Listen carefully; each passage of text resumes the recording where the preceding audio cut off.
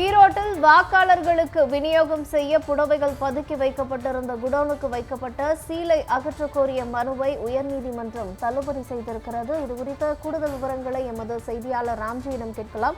ராம்ஜி, இந்த வழக்கு குறித்த கூடுதல் விவரங்கள் என்னென்ன பதிவு பண்ணுங்க. ஈரோடு மாவட்டம் சித்தோடு காவல் எல்லைக்குட்பட்ட காளிங்கராயன் பாளையம் அருகே அண்ணா நகரில் உள்ள தனியார் கட்டடத்துல ரகசிய தகவலின் அடிப்படையில் பறக்கும் படையினர் கடந்த மார்ச் மாதம் 26ஆம் தேதி சோதனை நடத்தினார்கள். அப்போது 161 மூட்டைகள் 24,150 செயல்கள் பதுக்கி வைக்கப்பட்டிருந்ததை அதிகாரிகள் கண்டுபிடித்ததும் பின்னர் அந்த குடோனுக்கு அதிகாரிகள் சீல் வைக்கப்பட்டார்கள். அதிகாரிகள் தொடர்ந்து விசாரணை நடத்தியதில் இந்த சேலைகள் அதிமுக வேட்பாளர் ஆற்றல் அசோக்குமார் அவர்கள் 20 நாட்கள் முன்பு வாங்கி குடோனில் வைத்திருந்ததாக தெரிய வந்ததாக விசாரணையில் தெரிய வந்தது.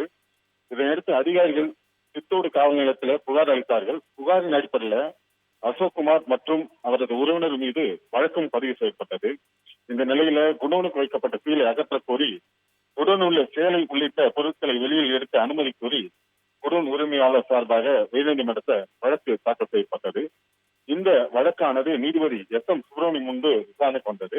இந்த வழக்குல அரசு தலைமை வழக்கறிஞர் பி.எஸ். ராமன் மற்றும் அரசு கூடுதல் தலைமை வழக்கறிஞர் ஜே. ரவீந்திரன் ஆஜராகி இந்த சம்பவம் தொடர்பாக வழக்கு பதிவு செய்யப்பட்டுள்ள நிலையில சீலை அகற்ற கோரிய மனு அளித்ததை ஏற்க முடியாது என தெரிவித்தார்கள். இந்த வாதத்தை ஏற்றுக்கொண்ட நீதிபதி இந்த குடோனுக்கு சீலை அகற்ற இந்த குடோன் உரிமையாளர் தாக்கல் செய்த மனுவை தள்ளுபடி செய்து உத்தரவு பிறப்பித்திருக்காங்க.